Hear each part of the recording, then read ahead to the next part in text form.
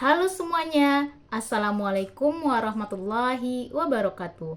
Perkenalkan, nama saya Sri Putri Rahmadani dengan NIM 860418512 dengan program studi PG PAUD.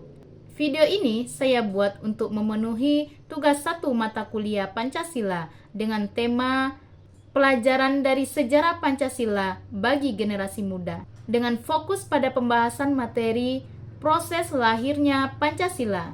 Pada tanggal 1 Juni merupakan salah satu hari penting bagi bangsa Indonesia, yaitu hari lahirnya Pancasila. Bagaimana sejarah lahirnya Pancasila?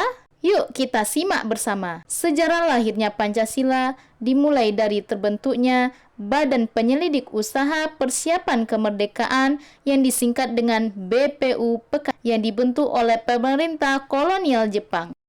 Sidang pertama BPUPKI dimulai tanggal 29 Mei sampai 1 Juni 1945.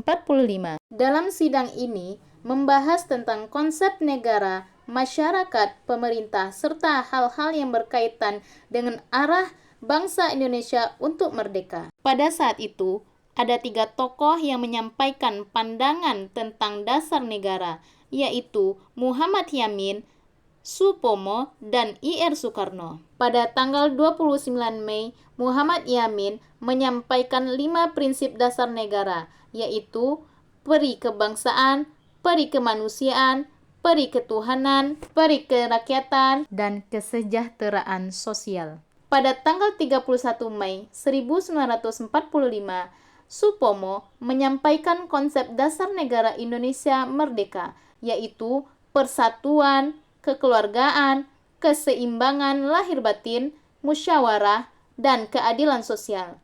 Pada tanggal 1 Juni 1945, Insinyur Soekarno mengemukakan dasar negara yaitu kebangsaan Indonesia, internasionalisme, dan peri kemanusiaan, mufakat atau demokrasi, kesejahteraan sosial, ketuhanan yang Maha Esa, dengan diberi nama Pancasila oleh seorang teman Soekarno yang ahli bahasa, yaitu Muhammad Yamin. Panca artinya 5 dan sila artinya asas atau dasar. Dan di atas kelima dasar itulah kita mendirikan negara Indonesia kekal dan abadi. Demikian kata Soekarno. Setelah pidato Soekarno selesai, kemudian dibentuklah panitia kecil yang diketuai oleh Soekarno yang beranggota 8 orang. Panitia kecil atau disebut juga dengan panitia 9 bertugas untuk mengelola usulan dari para anggota BPUPK. Mulai tanggal 2 Juni 1945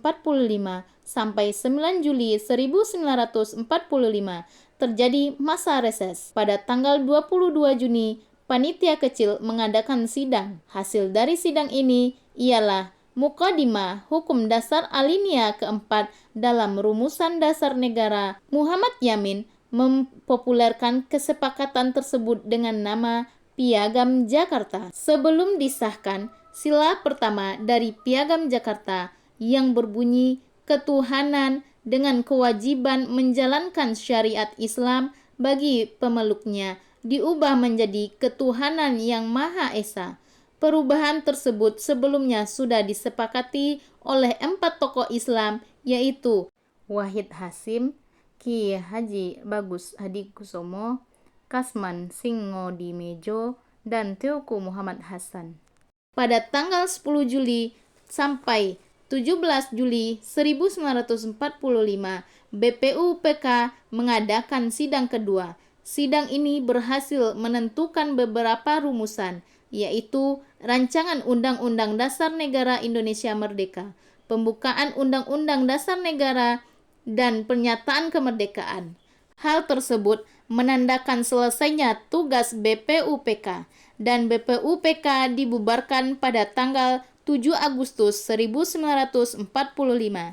Pada tanggal 9 Agustus 1945 dibentuklah PPKI atau disebut juga Panitia Persiapan Kemerdekaan Indonesia. PPKI bertugas melanjutkan kerja BPUPKI yaitu mengurus memindahkan kekuasaan dari pihak Jepang ke Indonesia, serta mempersiapkan berbagai hal yang berkaitan dengan ketatanegaraan Indonesia.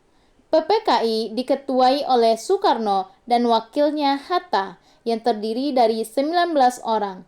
Rapat PPKI yang awalnya dijadwalkan pada 16 Agustus 1945 batal karena peristiwa Rengas Dengklok, sebuah upaya pengamanan Soekarno dan Hatta oleh para pemuda dari pengaruh Jepang. Setelah mencapai kesepakatan dengan para pemuda, Soekarno dan Hatta diperbolehkan kembali ke Jakarta. Keesokan harinya, kemerdekaan Indonesia diproklamasikan pada tanggal 17 Agustus 1945 di Jalan Pegangsaan Timur, Jakarta. Pada tanggal 18 Agustus 1945, PPKI mengadakan sidang pertama yang membahas tentang pengesahan Undang-Undang Dasar 1945 serta mengesahkan Pancasila sebagai dasar negara, mengangkat Insinyur Soekarno sebagai presiden dan Muhammad Hatta sebagai wakil presiden, membentuk Komite Nasional Indonesia Pusat atau disebut juga dengan KNIP. Penetapan hari lahirnya Pancasila pada 1 Juni merujuk pada fakta sejarah ketika Soekarno pertama kali mengungkapkan kata Pancasila pada pidatonya dalam sidang BPUPKI pada tanggal 1 Juni 1945. Selanjutnya, marilah kita bahas tentang nilai yang tercermin dari peristiwa lahirnya Pancasila. Nilai yang pertama yaitu mendengarkan dan menghargai pendapat orang lain. Tampak jelas pada pelaksanaan sidang BPUPKI, mereka saling mendengarkan dan menghargai pendapat untuk kepentingan bersama dan mengutamakan musyawarah dan mufakat. Nilai yang kedua yaitu kerja keras. Dalam proses perumusan Pancasila, para tokoh berjuang keras untuk merumuskan dasar negara. Nilai yang ketiga yaitu rendah hati. Dalam proses perumusan Pancasila, para tokoh tidak sombong dengan pendapatnya. Jika ada pendapat yang lebih sesuai untuk kepentingan bangsa dan negara, mereka menerimanya. Nilai yang keempat yaitu mengutamakan persatuan.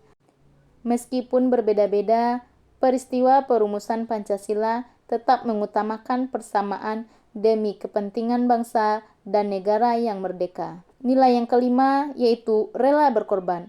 Perumusan Pancasila membutuhkan banyak pengorbanan, baik itu waktu, biaya, tenaga, dan lain-lain. Demi kepentingan bangsa dan negara, para pejuang kemerdekaan rela berkorban menjadi bermanfaat untuk masa depan bangsa. Selanjutnya, kita bahas nilai Pancasila yang tercermin pada peristiwa lahirnya Pancasila, yaitu ketuhanan yang Maha Esa. Sila pertama menegaskan bahwa bangsa Indonesia adalah bangsa yang religius dan menjunjung tinggi nilai spiritual serta menghormati perbedaan agama. Yang kedua, kemanusiaan yang adil dan beradab.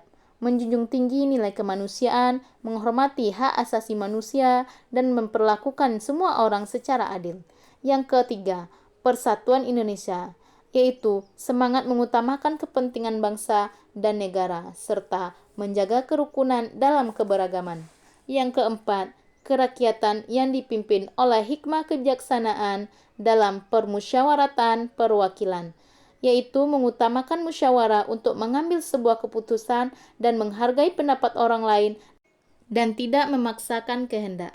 Yang kelima, keadilan sosial bagi seluruh rakyat Indonesia. Nilai yang terkandung adalah menekankan pentingnya keadilan bagi semua orang tanpa adanya diskriminasi. Dari sejarah lahirnya Pancasila ini, persatuan dan toleransi adalah kunci membangun bangsa.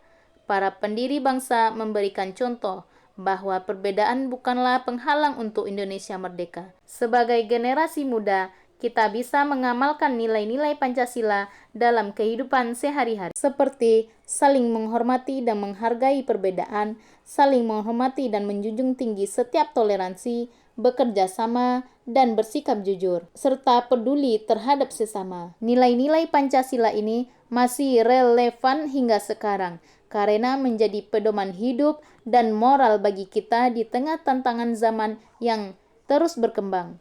Untuk itu, marilah kita terus menjaga dan mengamalkan nilai-nilai Pancasila dimulai dari tindakan nyata dari diri kita sendiri.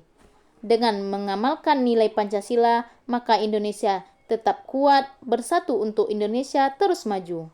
Sekian, terima kasih, semoga bermanfaat. Wassalamualaikum warahmatullahi wabarakatuh.